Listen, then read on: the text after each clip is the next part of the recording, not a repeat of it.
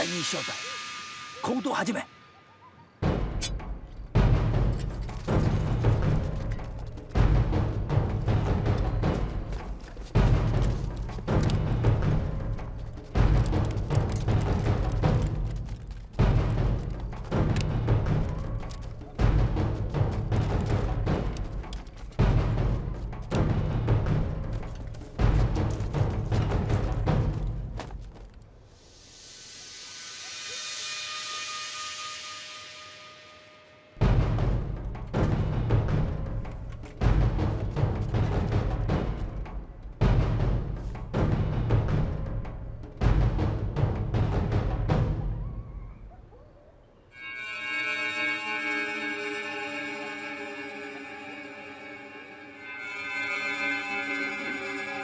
信号灯せ全軍出たい。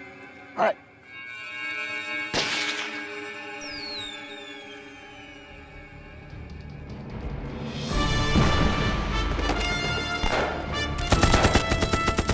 八六だ。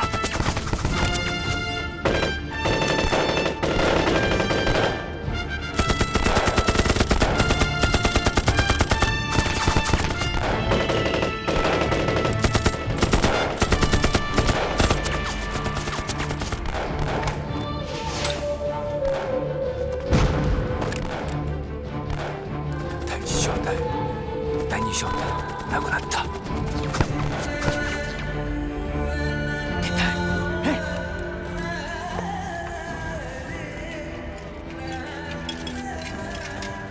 团长，这次战斗消灭鬼子特战队18人。竹下郡看来真的是为这100个箱子来的，消灭了18个人，这么算，竹下郡的特战队加上他就剩4个人。水生，到，不惜一切代价解决他们。是。你，跟我走。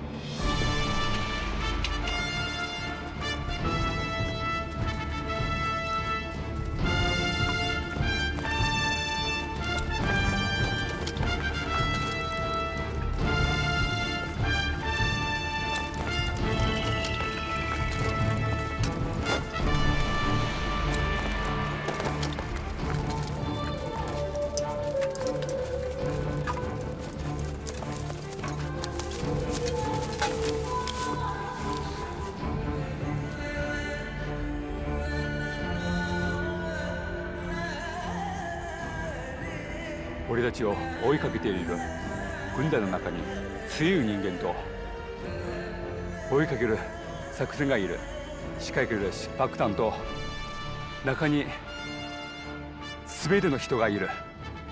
だからやらなきゃいけない。指揮官閣下、今回の心配で私の一人の責任だ。私は彼らを連れて行く。お前ら先に行け。あんたさえ残れば必ず奴らを倒す機会があります。この度の行動で我々は失敗しましたが、あなたが助かりさえすればいつの日か必ず新しい突撃隊を作ることができます。精鋭部隊となり八路軍を震え上がせることが信じています。時を我を待たず、指揮官、必ず成就してください。私たちは帰れたらぜひこの橋を接触します。指揮官、あなたの部下として非常に光栄に思います。この度の行動は失敗しましたが、私はあなたが優秀な指揮官だと信じております。我々の失敗は指揮能力にあるのではなく、我々の相手が我々より狡猾であったということです。俺は指揮官が生き延びられることだけを願っております。どうぞ帝国の将来のために力を尽くしてください。我々は先を行くものとして残念なことは何もありません。私は生まれ変わるならやはりあなたの部下として生まれ変わりたいです。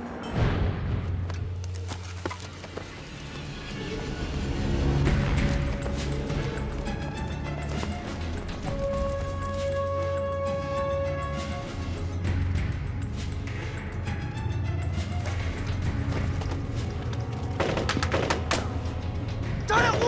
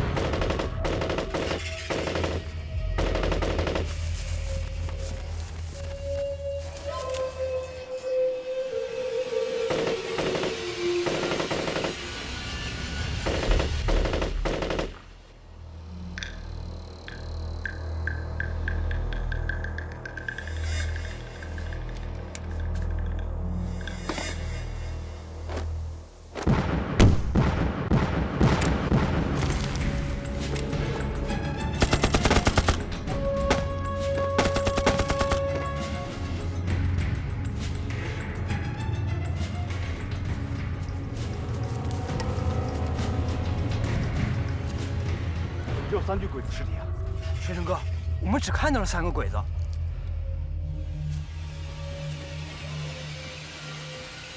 团长，还有1个鬼子，我带其他人继续搜索。好，注意安全。明白。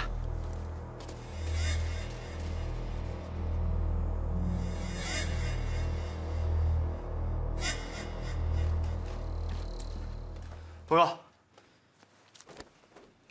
团长。刚才我们在林子里发现了一个人逃走的痕迹，一直追到清风峡，也没有追上。后来在一处断崖，发现了这个人用过绳索的痕迹，结果还是没追上。奇了怪了，这个人跑得也太快了，我都没追上。这个人叫朱夏俊，你追不上他很正常。他是北辰1刀流的流主，7年前他的剑道就是8段，比正常人耐力要好得多。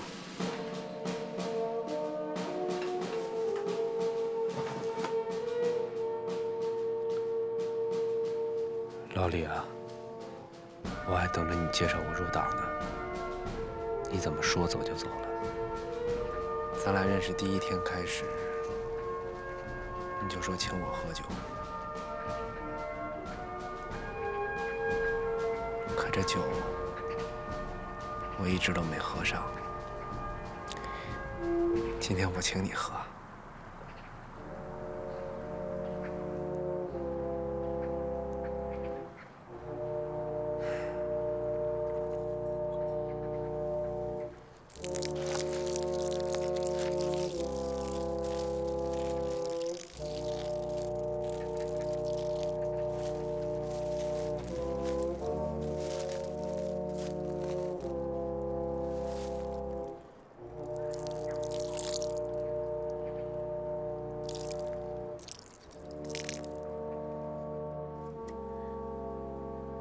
这不是你的错。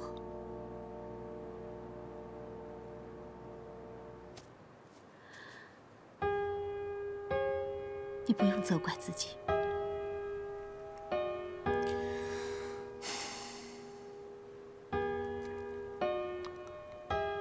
陈怡啊，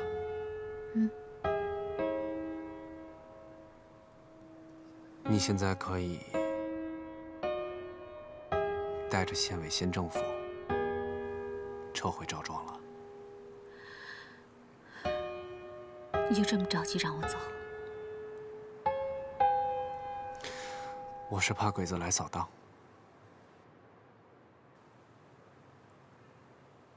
我答应你，不过你自己也要注意安全。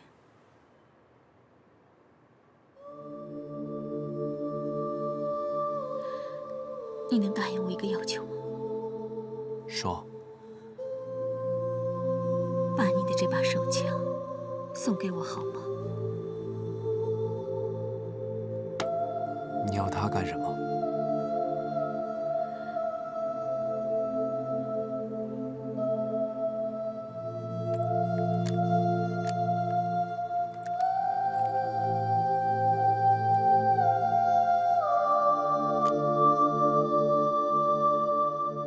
谢谢。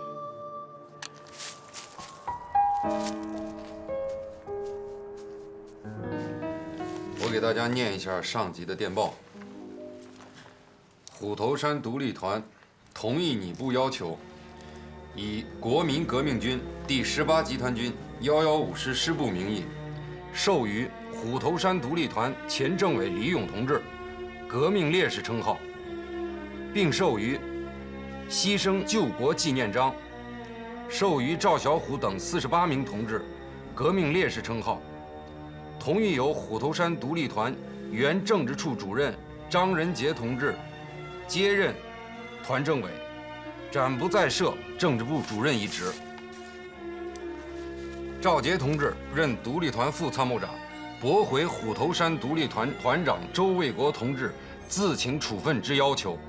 国民革命军第18集团军第115师。从现在开始，大家就不要叫我张主任了，叫我政委吧。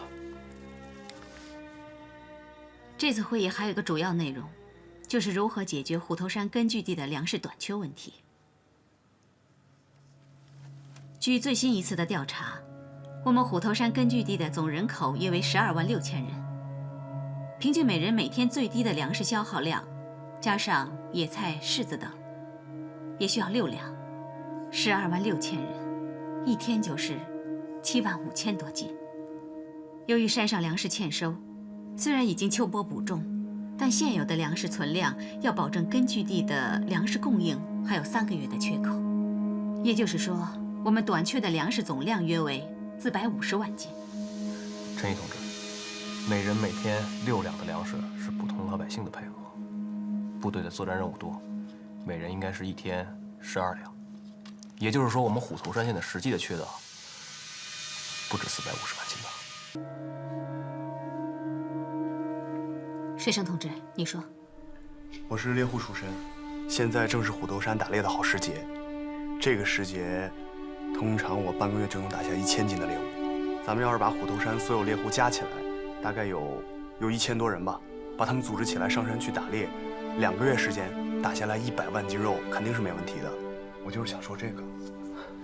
水生，你这个提议好啊！100万斤肉，那可远比100万斤粮食来的实惠多了。我觉得水生这主意成。太好了，这100万斤粮食就可以解决了。但是还有350万斤的缺口从哪儿来呢？虎头山周围3个县，有的地方不是已经秋收了吗？听说产量还不错。我们能不能请山外平原的同志帮帮忙？那个情报工作现在由赵杰同志分管，你给大家说一下这方面的情况吧。好的，据地下党同志的汇报，今年泰丰、莱阳、清源3县都是特大丰收。可是鬼子为了防止粮食进山，已经加派了兵力防守良田，所以泰丰和莱阳地区的粮食恐怕……哎，不是还有清源呢？清源不也粮食大丰收吗？可不可以联系他们，让他们给我们筹措150万斤粮食？以咱们在平原地带的敌后政权的数量来说呢，筹措出150万斤粮食，倒不是问题。可是怎么将这150万斤粮食通过鬼子的封锁线运进山？赵杰同志说的对啊，150万斤粮食怎么运进来，这是个大问题。粮食进山的问题我可以解决，并且我还可以向清源再借200万斤粮食。你怎么解决？这个我先不说，我不是故意卖关子，因为这个涉及到我们部队下一步的作战行动。赵杰，你马上和平原地带的地下党同志联系一下，让他们10天之内筹措出150万斤粮食。到时候粮食怎么进山，我会通知他们的。明白。胡子，哎，你给我做一个作战计划，我要泰丰和莱阳的鬼子10天之内不到岸上。明白。水生，把团直属队还有在外围作战的小分队全部给我调回来。是。陈毅，粮食这几天就要到了，你组织好群众，接应粮食。是。300万斤粮食。是的，300万斤粮食。300万斤粮食，300万斤。志辉啊，你这个哥哥可真敢狮子大开口。余座，今年清源的粮食大丰收，这300万斤，咱们又不是拿不出来了。这么利人利己的事情，何乐而不为呢？哎，志辉，我不是舍不得这300万斤粮食的问题，就凭他周卫国一句话，就要从我这儿生生拿走300万斤粮食。他周卫国要是说话不算数的话，我这脸往哪儿搁？周团长的为人，您也是清楚的。他既然说出的话，就绝对没有食言的道理。您假如要是还是不信，指挥愿意用项上人头担保。又来了，又来了！我要你人头干什么？我要你人头是打鬼子的。志辉啊，就凭你这么向着周卫国，我都有理由相信你是个共产党。这周卫国啊，真是有福气，有你这么个好弟。那吕作的意思是，答应了，谁让他手上有咱们要的东西呢？志辉，这事儿你全权负责。我让商会在5天之内把粮食给你筹齐了。做生意的老规矩，先付他一半，事成之后再付另外一半。志辉明白。吕总，周团长还有一个条件。还有什么条件？这件事情，整个清源警备旅，除了吕作和我，绝不能让第3个人知道。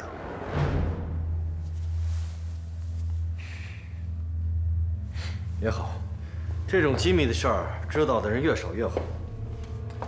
志辉啊，如果周卫国真的说话算数的话，咱们这300万斤粮食就一点都不远。当初你不是说向清源要200万斤粮食吗？他咋一开口就变成300万了？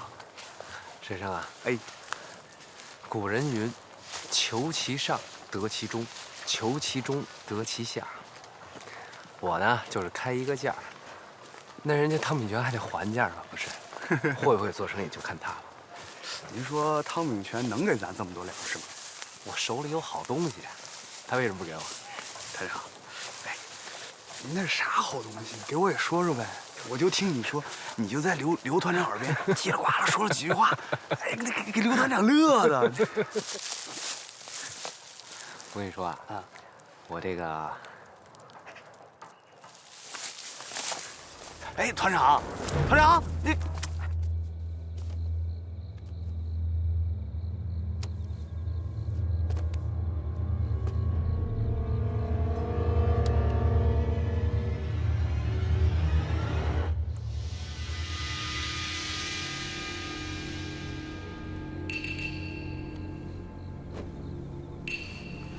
兄弟们，待会儿动作要轻，千万别给日本人发现，明白吗？明白。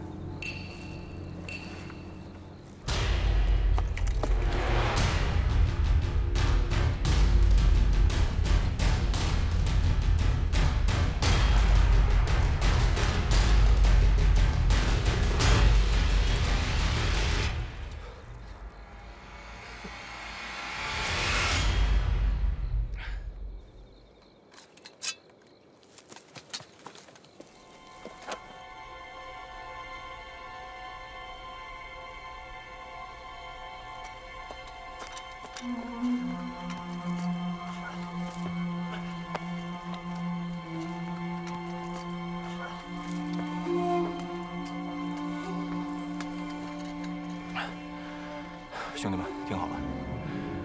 第1和第2分队负责在鬼子兵营安放炸药，并且阻击冲出来的鬼子；第3和第4分队负责摸掉鬼子哨兵，并且接应刘团长的部队；第5分队守住悬崖，以防不测。行动！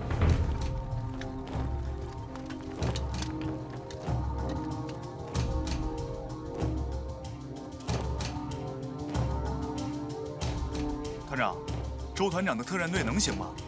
周团长答应过的事儿有办不成的时候吗？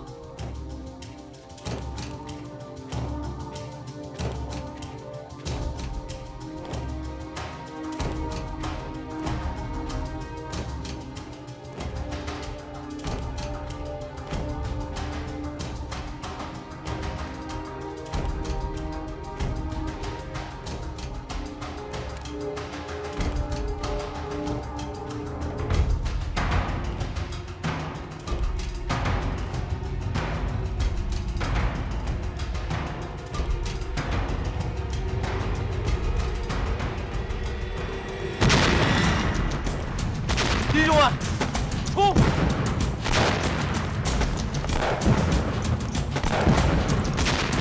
冲！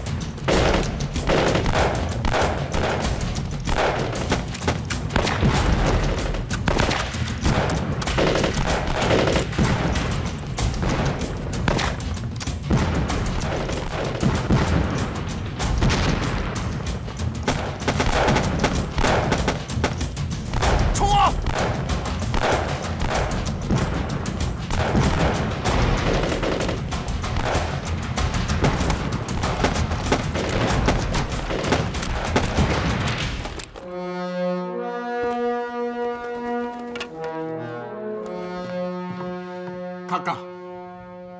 大和、それは分かってる。苦労して取り戻した信玄山をこんなに簡単に敵にまた奪われるとは。逃げて帰ってきた兵士の話によると、中国軍隊は挟み撃ちにあった。今回の戦闘で不動山の八郎軍と新原の国民党軍は連合行動作戦だな。敵は本能寺であり、周英国よくやってくれたな。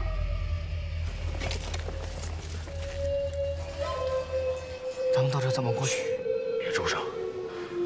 咱们越做这个驸马沟，前面就有人接应咱们。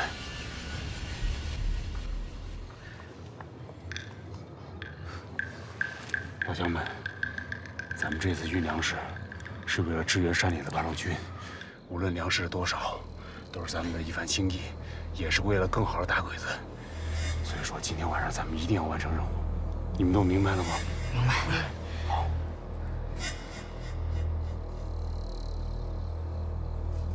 行嘞。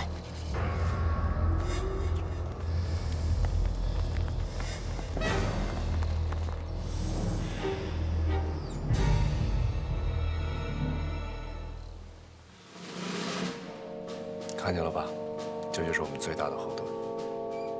有了这些乡亲们的支持，咱们就算是流血牺牲，也值了。真是民心所向啊！难怪贵军总打胜仗。其他地方怎么样？啊，每个通道都有主力部队掩护，挡在通道上的据点，这些天也被我们给拔了。安全上可以说是万无一失。好，任排长，你这次立了功啊！周长官，您这就是瞧不起我了。我袁大刚虽然没什么本事，但这次能帮贵军运送粮食提供方便，我心里边已经很高兴了。我之所以这么做，就是为了洗刷我汉奸的罪名。真希望小日本能够早日赶出中国，我也好脱了汉奸这张皮，然后重新的堂堂正正做一个中国人。会的，一定会。大砲雷陽の食料は各村の者に強奪されました。我が食料到達軍の任務も遂行できませんでした。今朝3時、高東山の第1第2封鎖線で4カ所が破壊されたことが発見。各地に残されたものは大人数の通過と地面からは多くの米を発見。具体的内容は調査中。こうする理由は、私たちの目を引き、山に食料を運び、それは本当の目的だ。周英国はとてもやり手だ。中国のことわざで、聚生瑜，合生亮。走来走去啊，还是我们虎头山好啊。说的是，哪儿都比不上咱们虎头山。哎，张政委，这次去鲁中边区学习，你辛苦了。这一趟，可没少遭罪吧？干革命的死都不怕，还怕遭罪吗？张政委的思想觉悟就是高，随便说上一句话就可以跟革命扯上关系。我们这个陈县长啊，口才就是好，不愧是我们虎头山的第一才女。周团长，这开个会还要2个人来请。哟，周团长不在啊？哎呦，早知道我路过杨村的时候，就跟他一块儿过来了。好，人到齐了，我们开会。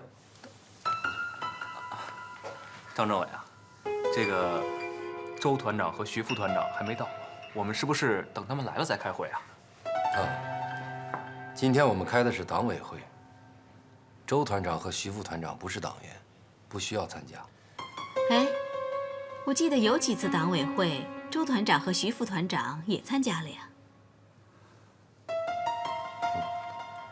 这次的会议非常特殊，是传达党中央最新指示精神，需要严格保密，党外同志一律不能参加。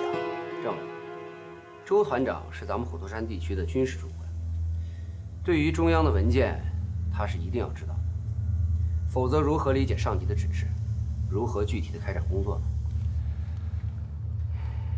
朝杰同志，我知道你是周团长提拔起来的干部，但是你要记住，首先你是一名共产党员，其次你才是独立团的副参谋长。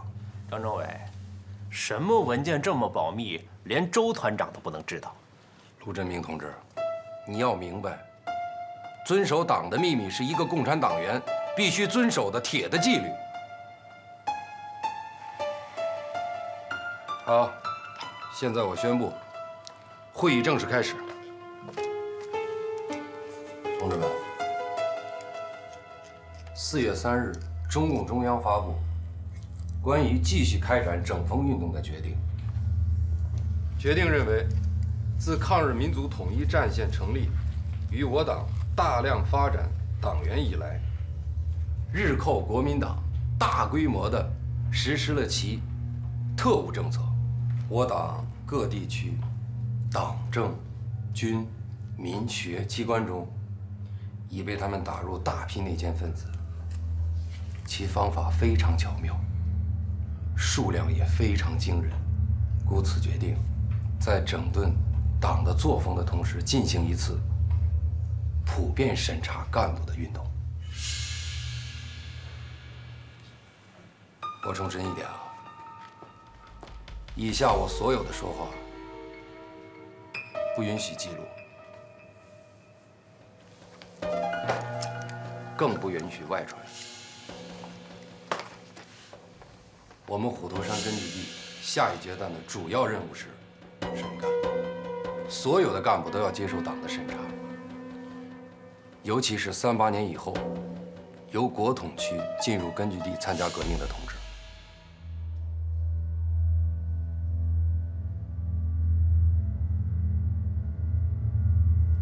哎，周团长，哎呀，实在不好意思啊，上级交代我这次来根据地的第一件事啊，就是传达党中央的最新指示。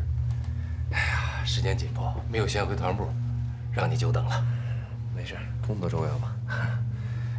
虽然我们这次召开的是党委会，但我想，作为团长，你应该知道这次会议的内容。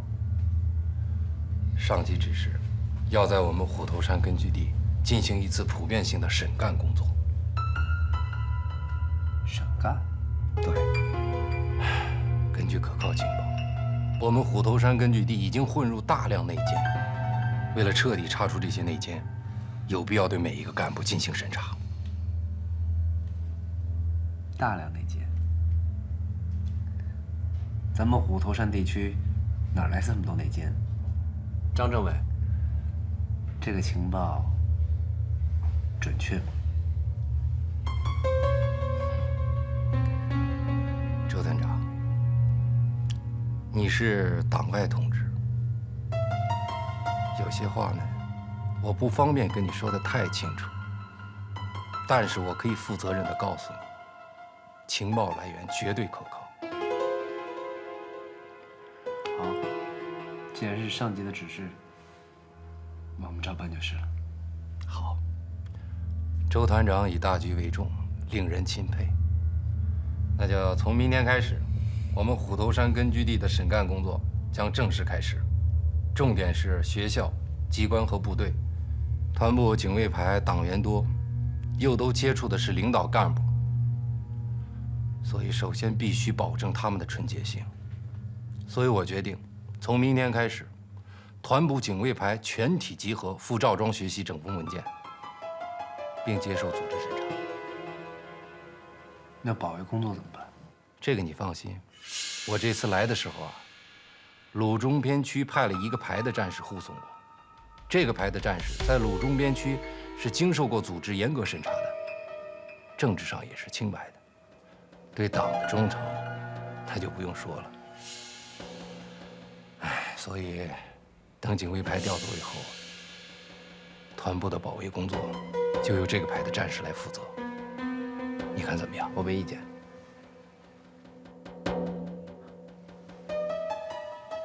哦，还有，关于内奸问题，上级给我们新配了一个机要员和密码本，所以从明天开始，团部的电台就交由新来的机要员接管，现在团部的机要员暂时停职，接受审查。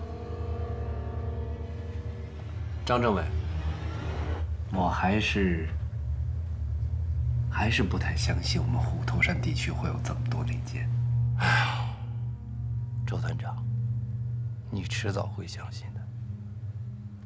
但是我希望从现在开始，你能配合我的工作。配合，我一定配合。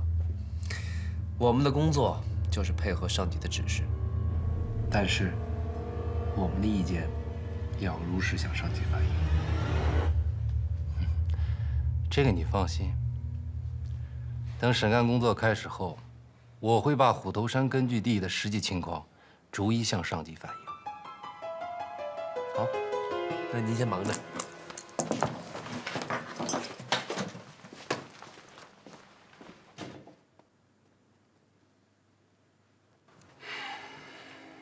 现在我宣布，会议正式开始。我们今天会议的主题，总结这几天审干工作的成效，就几个人的问题进行讨论。首先，我们讨论一下原团部机要员张祥富的问题。政委，请问张祥富有什么问题？据群众举报，他是混入我们革命队伍的内奸。你这么说有证据吗？证据？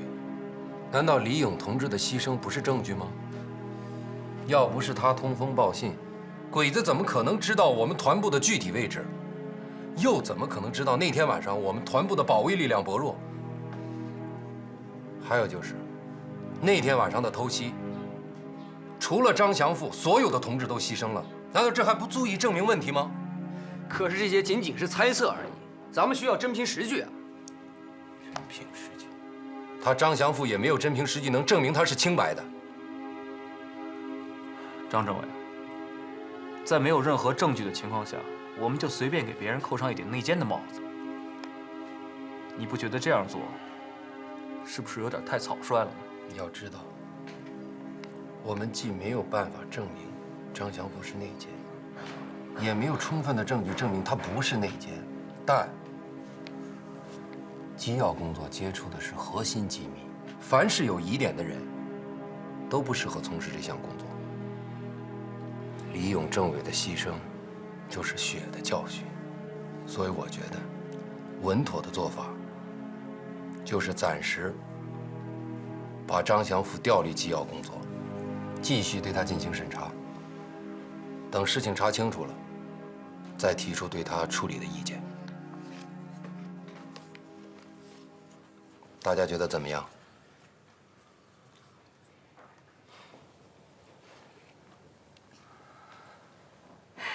当然，通过这几天审干的结果表明，我们绝大多数党员干部还是可靠的。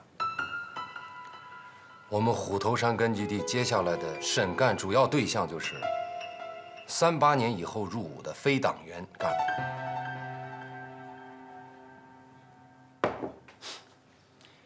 整个虎头山地区，38年以后参加革命的非党员干部就只有周团长和徐副团长2人。这也就是说，咱们下一阶段审干的主要核心目标就是他们2个人。张政委，我有几句话想说。我们虎头山革命根据地各项工作开展的还算是有声有色，就算在整个山东地区，我们的抗日形势也比别的根据地要好很多。那我就不明白了，我们为什么要开展这么一场大规模的拯救活动呢？难道说我们虎头山抗日根据地真的有那么多的失足的同志需要我们去抢救吗？张楚同志，首先，这次抢救运动是上级的指示。其次，虎头山根据地也并不像你说的那样完美，你看到的只是表面现象，虎头山是存在问题的。好，那我想请张政委告诉大家，虎头山根据地究竟存在什么问题？是啊，虎头山的问题是路线问题，这不是小问题，这是根本问题。别的我就不多说，我只说一点：一个国民党的旧军人，竟然能长期担任虎头山根据地的军事要官一职，难道这不是重大问题吗？张政委，您这话说的可就不对了。我是个粗人，但我知道，我就知道，周团长他会打鬼子，鬼子都怕他。如果虎头山的独立团团长你不让他当，那你还能给谁？老鲁，坐下说。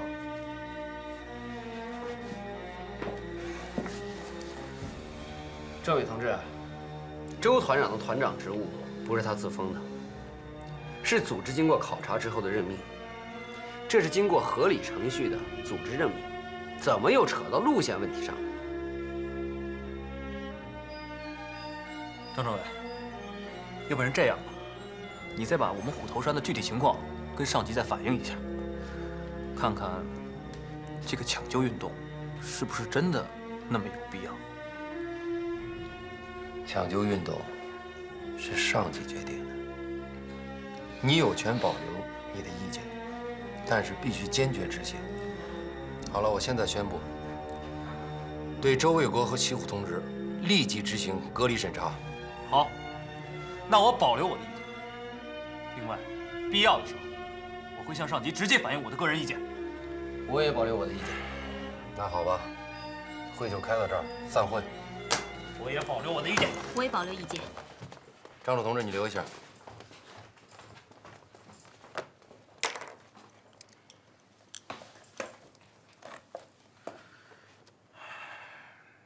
你还有什么特殊的事情要跟我交代吗？你别多心哈。我是想和你聊聊家常。你看，一笔写不出2个张字儿，500年前咱俩可是一家子啊。你也知道，周卫国官僚主义太重，他怎么能容得下你呢？只要我们俩联合起来。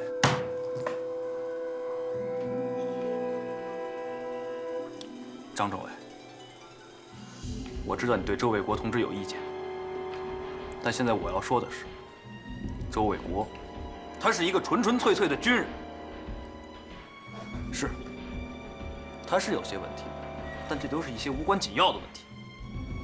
在咱们虎头山，再也找不出第2个像他这样带兵打仗这么出色的指挥员。虎头山可以没有你，也可以没有我张楚，但唯独不能没有周卫国。你记住了我说的话。好，我不多说了。政委您忙，我就不打扰你了。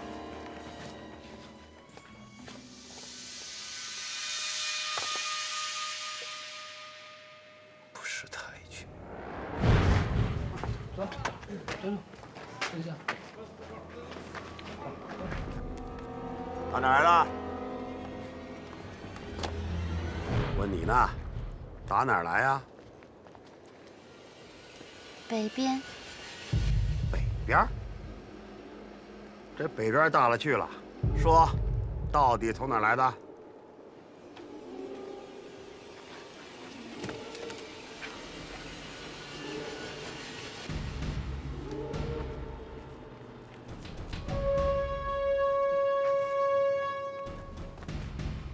小的不知，请太君恕罪。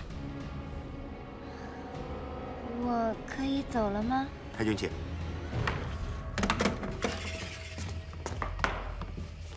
指揮官、小林恵子さんが訪ねてまいりました。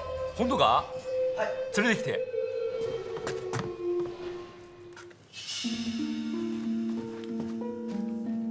恵子。恵子。お久しぶり。元気か？六州。与座優しいだな。大きくなったな。先代と会った嬉しい。はい、こちらどうぞ。荷物俺が持つわ。大丈夫。はい、どうぞ。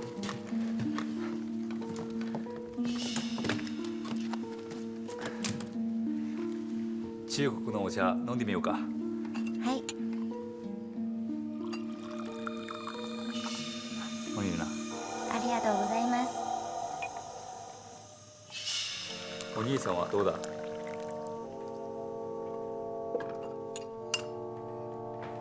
何かあったのか？千葉先生、どんなくなったわかりますか？病気ではない？まさか。他に何が原因ある？医学院で卒業してから私先生と会えるためにずっと京都に乗った。親方引退してから俺に一回も会ったことない。先輩はそんなに気にしなくていいよ。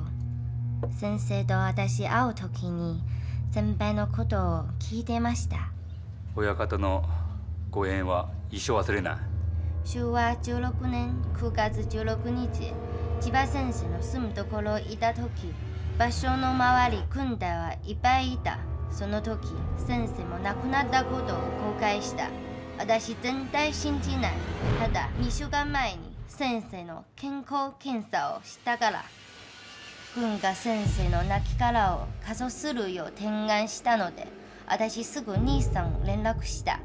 兄ちゃんは火葬場の人に金をやり、先生の遺体を解剖した。一部分の内臓を取った。内臓の検査した。先生の死因はシアカプツによる中毒でした。信じられない。兄ちゃんと私軍隊から押さされた。あの人たちは火葬場の人、継承し、検査し、全部身にしなかった。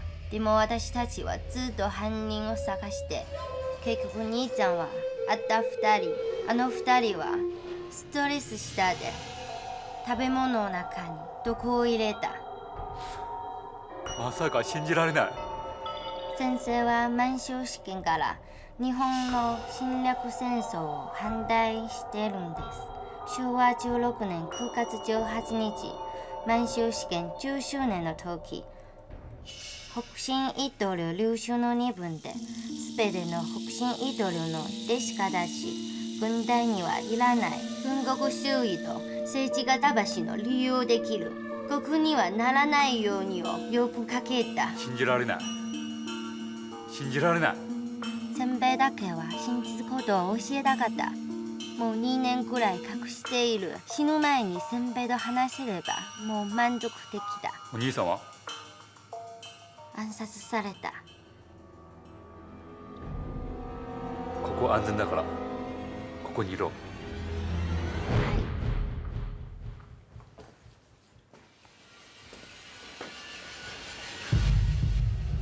看书呢？有事吗，张政委？周团长，我查出一个重大隐患。什么事儿啊？有人举报，徐虎是打入我们八路军内部的特务。开什么玩笑？这可不是开玩笑。他以前不是在国军干过吗？张政委，麻烦您把话说清楚了。我曾经也在国军干过，我会不会也是打入八路的特务啊？你别误会，我倒不是这个意思。那你什么意思呀？我跟徐虎自从加入了八路之后，徐虎立了多少功，大家有目共睹的。你怎么知道他所谓的立功，不是更深的蒙蔽革命群众，更深的打入我们革命队伍？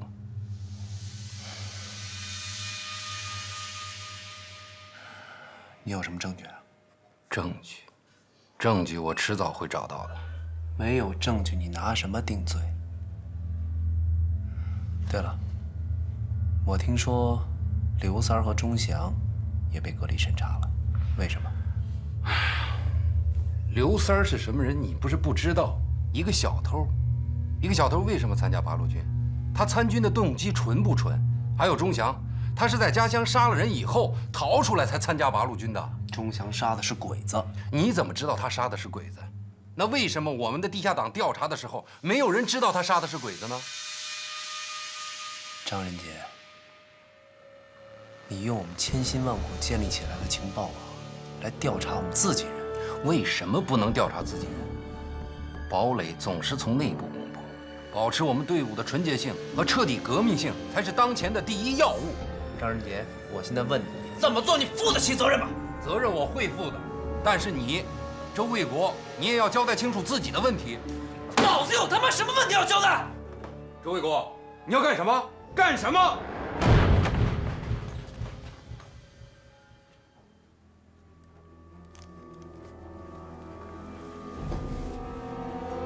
周卫国，你以为这还是你搞一言堂的时候吗？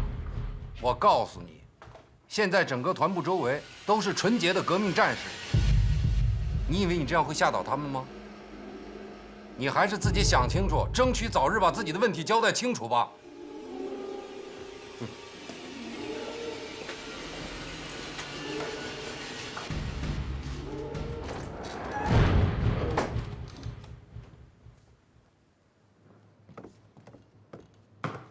宮本殿か。閣下の同門剣士が来たそうです。はい。閣下、稽古は言ってはいけないことを言ってしまいました。しかし、ご安心を。他の者には分からせません。閣下は私が最も尊敬している人物です。今回だけは私もお助けできます。ご理解いただければ幸いです。今後気をつけてください。真相を知ってても何も変えられない。別に通りの弟子として稽古を守るべきだ。私にお任せくださいませ。ありがとう。はい。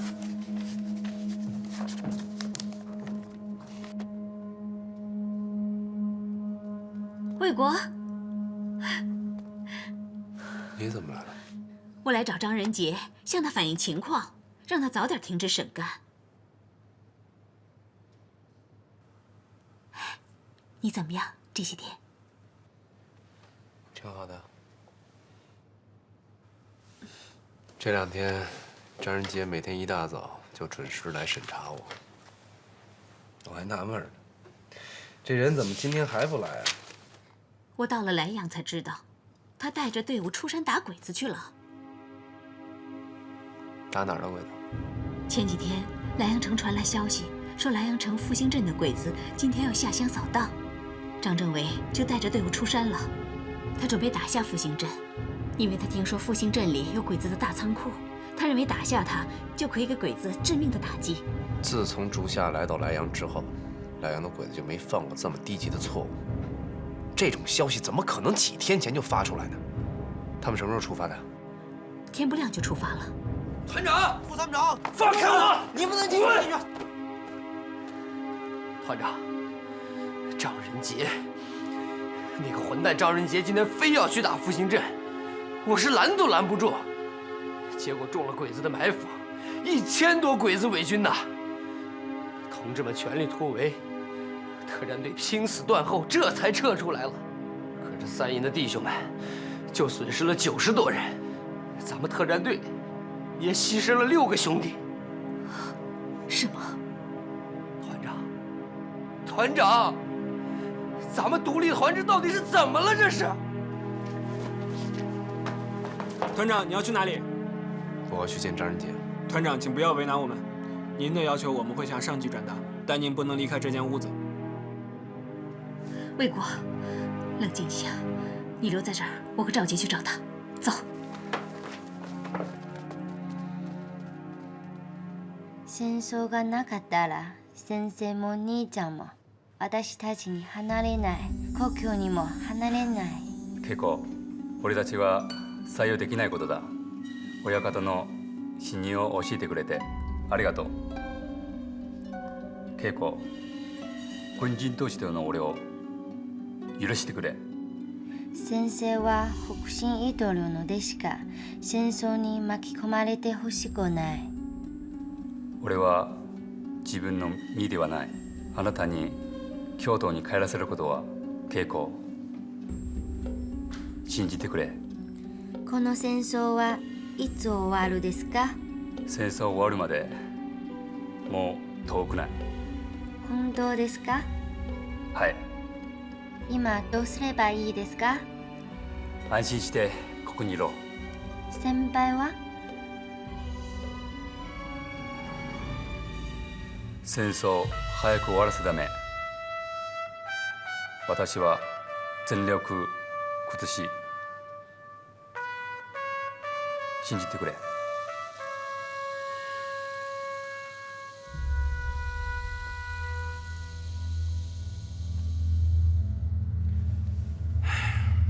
周卫国，你找我什么事儿？是不是想好了向组织交代自己的问题啊？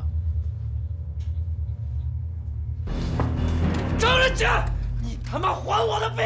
周卫国，你干什么？团长，您冷静点。滚蛋！周卫国，我告诉你，你可别吓唬我。独立团是党的武装，这独立团的兵也不是你一个人的，你这山头主义是要不得的。张仁杰，你他妈打败仗丢人我不管，你把我的兵还给我。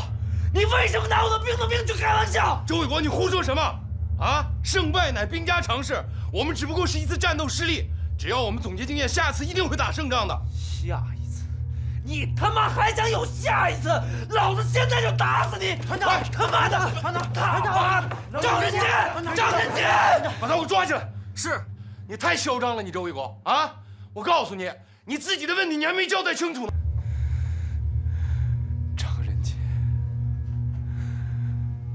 ，100多号人呐，他妈100多口的人呐！说死就死。你说让他们死，他们就得死，你是谁呀，张仁杰？你到这儿不就要兵权吗？不就想捞资本吗？老子打的仗算你的还不行吗？周卫国，你们俩把他给我看好了！你太嚣张了，你！他妈混蛋的张仁杰，你他妈混蛋呐！他妈作孽呀，张仁杰！你他妈这样是不能好死的！他妈还我的兵啊！你还我的兵！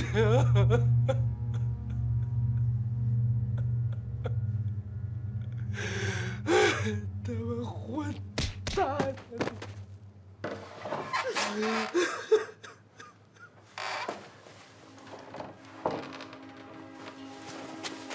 排长，我救你来了，跟我走。大力，我不能跟你走。排长，你待在这儿，迟早会被张仁杰这王八蛋给整死。他这么欺负人，咱还不干了？把咱们队友带走，到哪不是打鬼子啊？啊！大力，不能走。我一走，我那些兵不就白死了吗？我这罪名不就坐实了吗？哎呦，我的亲娘哎，排长，这张仁杰他哪是这么好说话的呀？排长，你还记得咱们团部那个机要员张祥富吗？他把张祥富给关了起来。怎么会这样？就是被张仁杰这王八蛋给害的。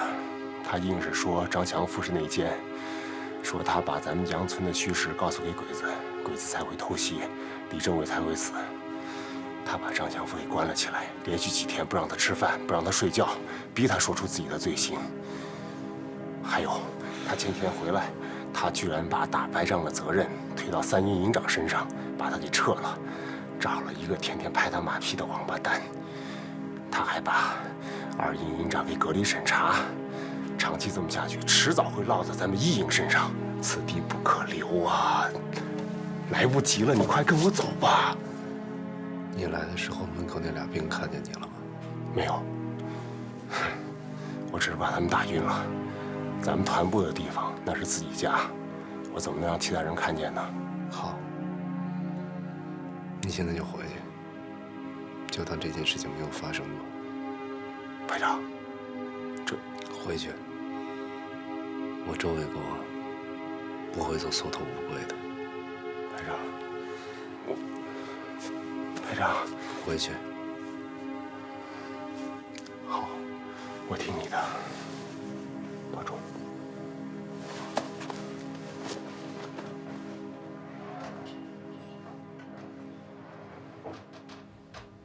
情報によると86の内部は今審査運動が行われている。この件について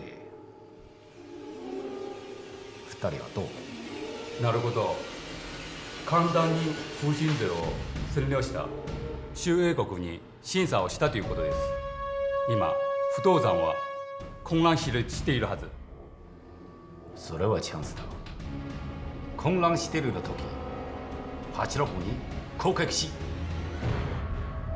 破滅させよう。はい、今すぐ作戦立ちます。宮本、はい、状況調べろ。はい。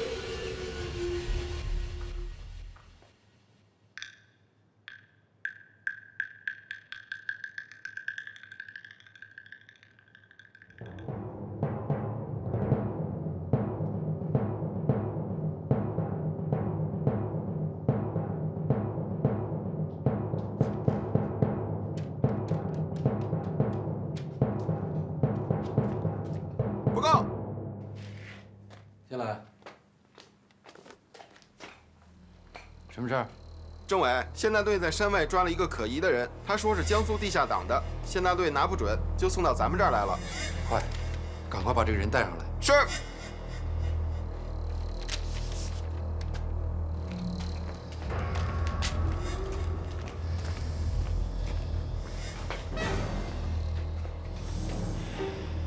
你先下去。是。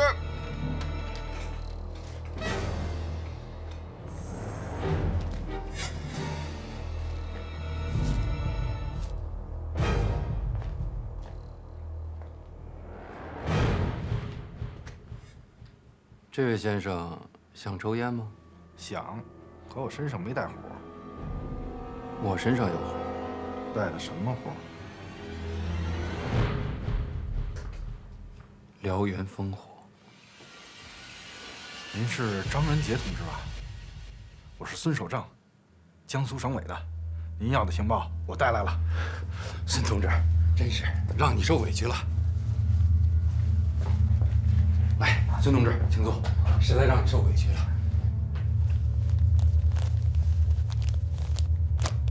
这里面有您要的情报。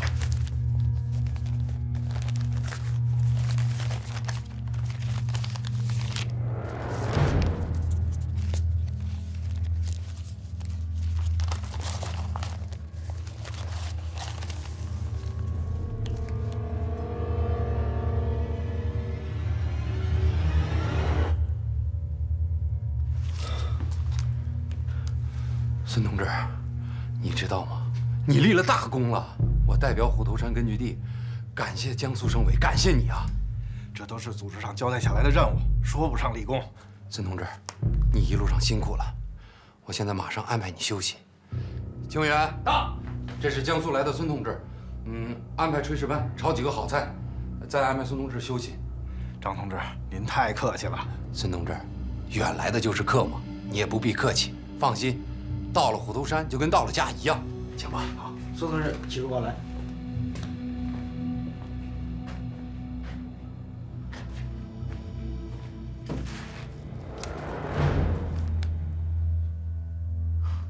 周卫国，我看你这回还怎么说？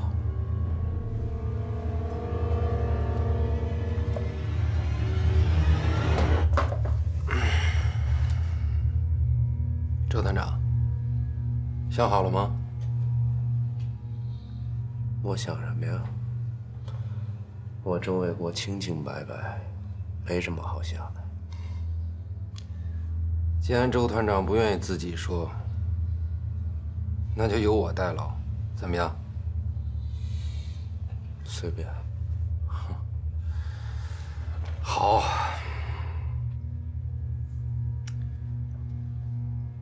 你父亲是不是叫周继先？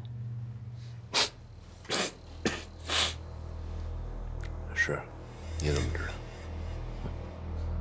我怎么知道？你父亲周继先做了日本人的苏州维持会会长，也就是说，你的父亲投敌做了汉奸。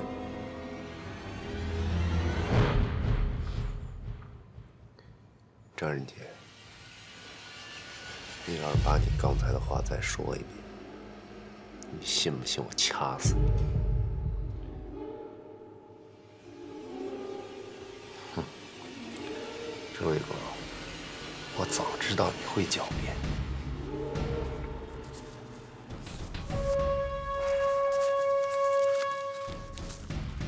这是江苏省委提供的报纸，你自己好好看看。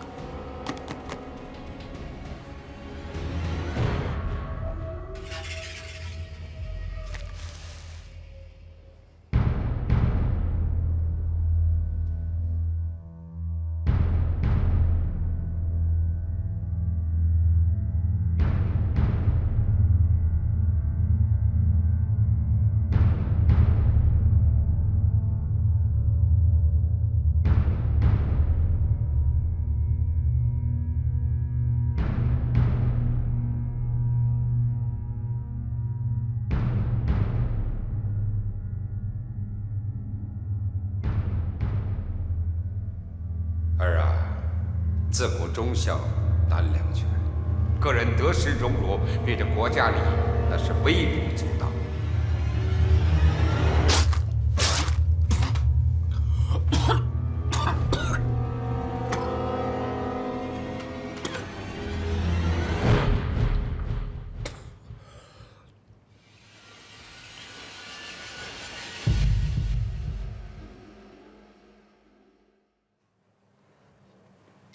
怎么都不说话了？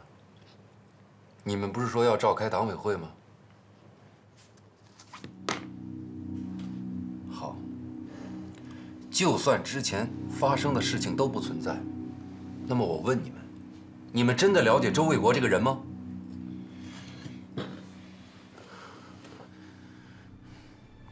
我知道你们怎么想的。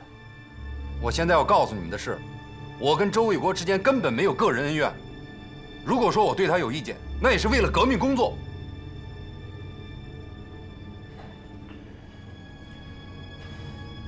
好，我现在就告诉你们实情：周卫国的父亲周继先是江苏省苏州维持会会长，大汉奸。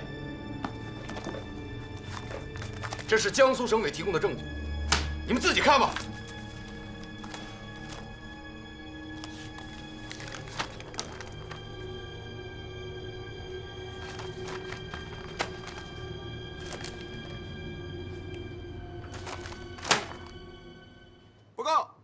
进来。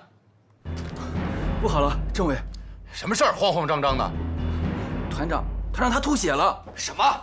你再说一遍。团长吐血了。卫生员去了吗？我刚来的时候，已经有人去找卫生员了。政委，我建议会议暂停，我要看看周团长去。散会。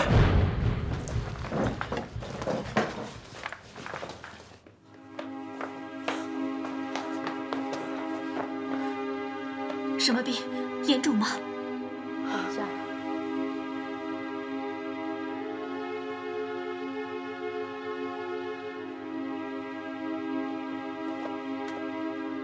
我上午和周团长谈话的时候，他还好好的呀，怎么就吐血了？是不是真的呀？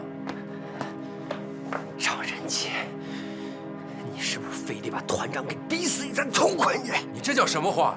我说的是真话不是啊？周团长都吐血了，你还敢在这说风凉话？哎，怎么能都怪我呢？张仁杰，你给老子听着！今天如果我们团长有什么三长两短的话，我第一个就宰了你！杨大力，你混蛋你！你还想给团长添乱是不是？放开！杨大力，你给我放开！别吵了，小点声。放开！